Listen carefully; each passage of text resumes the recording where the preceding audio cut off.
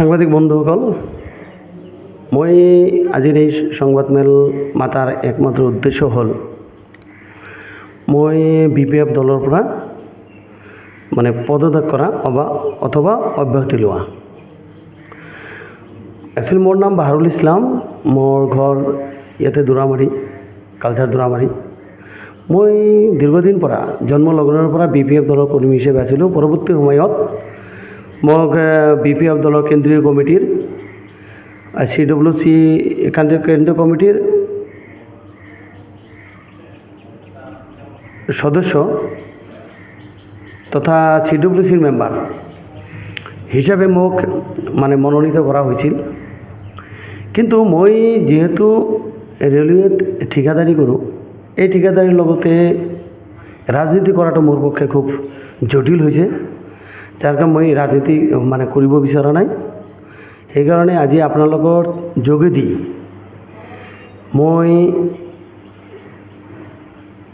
প্ৰকাশ কৰিব বিচাৰি আছোঁ মই ঘোষণা কৰোঁ যে মই আজিৰ পৰা BPF দলৰ প্ৰাথমিক সদস্য পদ তথা CWC মেম্বাৰ পদৰ পৰা মই অব্যাহতি ল'লোঁ। আজিৰ পৰা মই BPF দলৰ সদস্য নহয়। এইখিনি আৰু মেইন অব্যাহতি লোৱাৰ মেইন কাৰণটো হৈছে মোৰ ব্যৱসায় তথা যোৱা ইলেকশ্যনত যিটো আমি বাতাবৰণ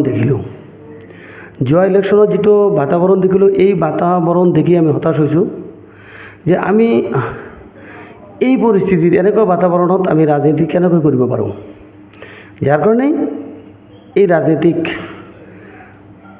বাটৰ পৰা ৰাজনৈতিক দলৰ পৰা মই সুস্থ জীৱন যাপন কৰাৰ কাৰণে